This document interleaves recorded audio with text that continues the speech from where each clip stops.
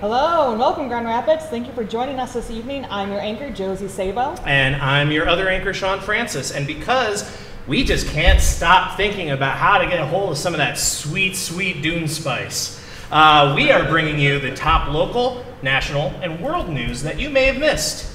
You're welcome, Grand Rapids. This is Newsflash.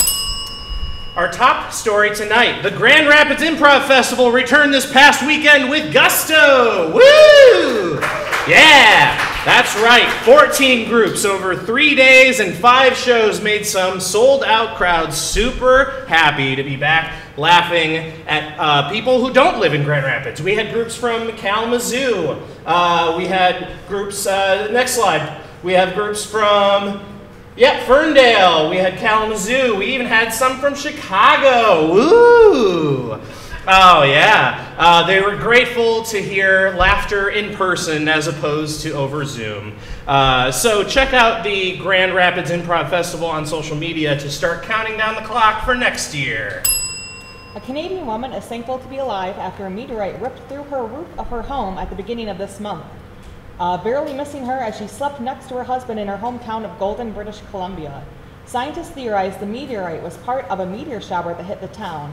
Said the grateful woman, "This was the most exciting golden shower we've ever experienced, even if it did rip us a new hole."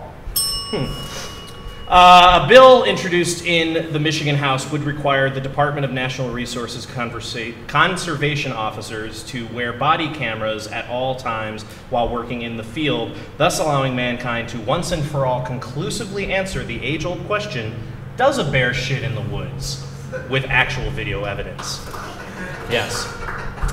Several groups actually opposed the measure, however, including the SRS, or the Sasquatch Rights Society, which has complained that these cameras could violate Sasquatch's privacy rights, damaging his elusive and mysterious persona, tarnishing his brand, and resulting in a significant loss of earning ability. Sasquatch could not be reached for comment, but he did leave behind a pair of tantalizing size 16 footprints for his OnlyFans subscribers. In more state legislative news, the Michigan House of Representatives recently voted in favor of a pair of bills to exempt feminine hygiene products such as tampons, maxi pads, liners, and menstrual cups from the state's 6% sales tax and use. Currently, such items are considered luxury goods, as if menstruation were a guilty pleasure in which women were to treat themselves every month, along with their indulgent pumpkin spice lattes. The measure was sponsored in the House by Representative Padma Kuppa. Colleagues remarked on Representative Kuppa's zealous preparation for this bill. That Pad positioned herself to absorb the torrent really, of information regarding this issue. For at least 4 days last month, that Kuppa was nearly overflowing with ideas, and then for the next 3 days, the idea started to peter out into a trickle. Then it looked like she was done, but then a final few caught her by surprise. Then it was over. To push the measure through the Senate, Representative Kuppa is looking for a senator who can raise awareness of how people who cannot afford sanitary products are often forced to use items such as rags, paper towels, or anything that can be shoved in there to absorb. A perfect candidate appears to be the senator from District 7, Dana Polehanki. Reached for comment, Senator Polehanki said she'd be happy to insert herself in the situation and discharge that duty. All right. China announced that it would be using a closed-loop bubble model for COVID protocols for the Winter Olympics in Beijing this coming winter. Extreme restrictions will be placed on movement for both athletes and visitors, a level of restrictions never seen in the Games before, proclaimed the Beijing Olympic Committee. And we have already early footage of some of the controls intended to be used. I mean, look at him, all alone like that. Social distancing for the win. In robot news, a restaurant in Florida is receiving bigger tips from its customers since implementing a robot waiter to help deliver food to tables and clear dirty dishes. And a restaurant in San Francisco has a wait list for customers to try their burgers made completely by a robotic assembly line. I guess you don't need to pass the Turing test, just the stirring test. So expect some shakeups in your cooking game shows. A literal Iron Chef is coming. A themed interactive exhibit for the beloved NBC sitcom The Office has opened up in Chicago, where visitors can walk through a replica of a fictional Scranton branch of the Dunder Mifflin Paper Company. Reports from the opening weekend were lower than expected. The only attendees were people who had been working from home and just wanted to visit an office for fun again. England has a queen named Elizabeth. She's very old and very rich. And right now she's very cranky.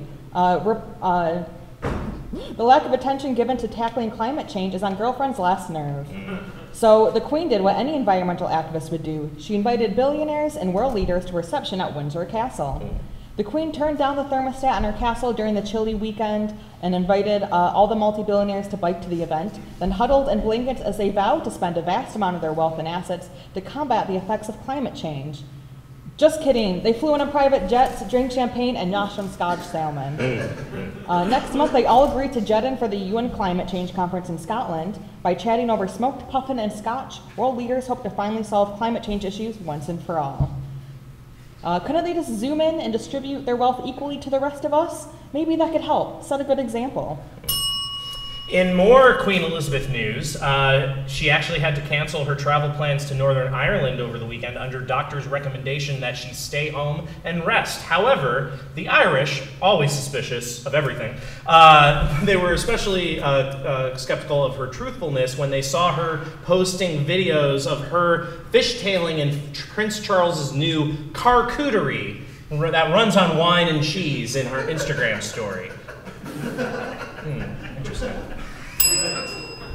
A news station in Washington recently issued an apology to its viewers after accidentally playing 13 seconds of a pornographic clip behind one of the reporters during the weather report. One angry viewer sent a letter to the station saying, "It isn't fair that I spend hundreds of dollars on OnlyFans and Pornhub Premium. And you guys are just showing it on TV for free? Unbelievable." Unrelated, the weather report was how a long dry spell was coming to a finish with anticipated golden showers. Huh. A lot of golden showers lately. Yeah. Weird. The owner of Cedar Springs Brewing Company is opening a German beer hall named the Küster Brauhau on the west side of Grand Rapids. Pretty sure that's how you pronounce it exactly. American and British restaurants have warned the owners that continued German expansion to the west side will not be tolerated.